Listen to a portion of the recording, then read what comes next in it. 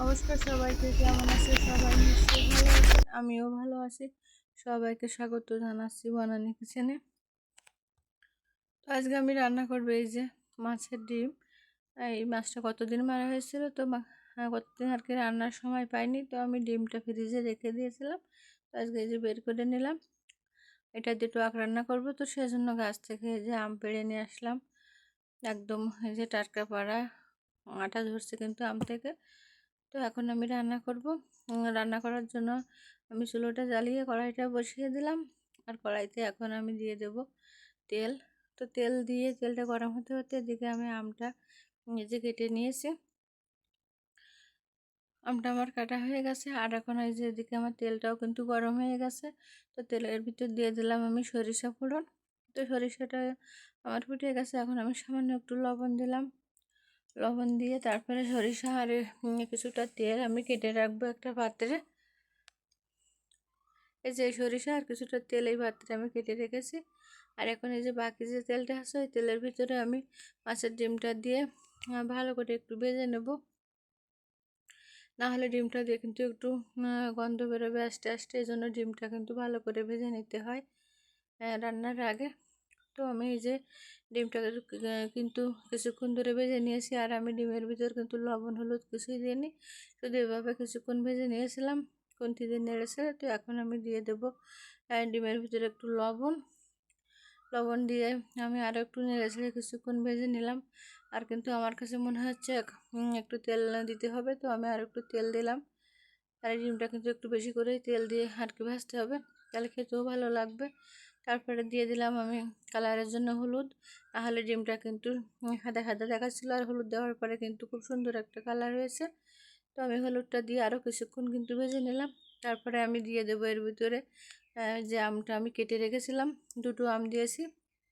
আসলে এই গাছের আম ভীষণ টক, তো দুটো আম দিলেই আর কি হয়ে যাবে। তো দুটো আম দিয়ে এই টকটা আমি রান্না করব।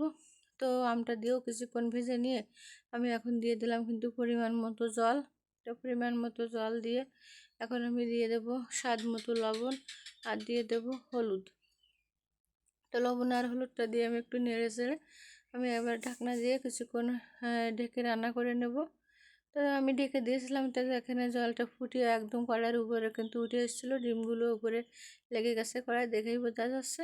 তো আমি একটু নেড়ে ছেড়ে নিলাম। আর এখন কিন্তু আমটা একদম সিদ্ধ হয়ে গেছে, টকটা হয়ে গেছে। তো টকটা কিন্তু আমি আর একটু জাল করে নেব, একদম কিন্তু কম জাল দিয়ে খেলে ভালো লাগে না। তো আমি আর একটু জাল দিয়ে টকটা তারপরে নামিয়ে নেব। তো কিছুক্ষণ কিন্তু আমি জাল করলাম, আর এই যে আমি যে তেলটা আর সরিষাটা কেটে রেখেছিলাম, এটা সরিষাটা আমি একটু বেটে নিয়েছি। তো সেই সরিষার তেলটা এখন এই টকের উপর দিয়ে দিলাম। আর এইভাবে দিলে কিন্তু সরিষার যে সেন্টটা খুব সুন্দর লাগে খাওয়ার সময়।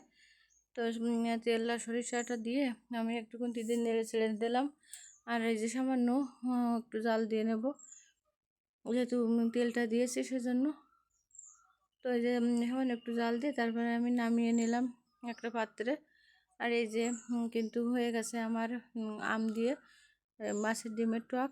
তো খুব সুন্দর লাগে কিন্তু খেতে, আপনারা এইভাবে রান্না করে খেয়ে দেখবেন, খুবই ভালো লাগে। তো ভিডিও এ পর্যন্ত এসে যারা এখনও লাইক দেননি তাদের উদ্দেশ্যে বলছি লাইক দিয়ে ভিডিও দেখবেন, আর শুধু কমেন্ট করবেন না, লাইক দেবেন। আর ফুল ওয়াচ করে দেখবেন, ভিডিও তো খুব একটা বড় দেয় না, তো পুরো ভিডিওটা দেখবেন। তো যাই হোক, আমার পুরনো বন্ধুদের তো ধন্যবাদ আমার পাশে থাকার জন্য।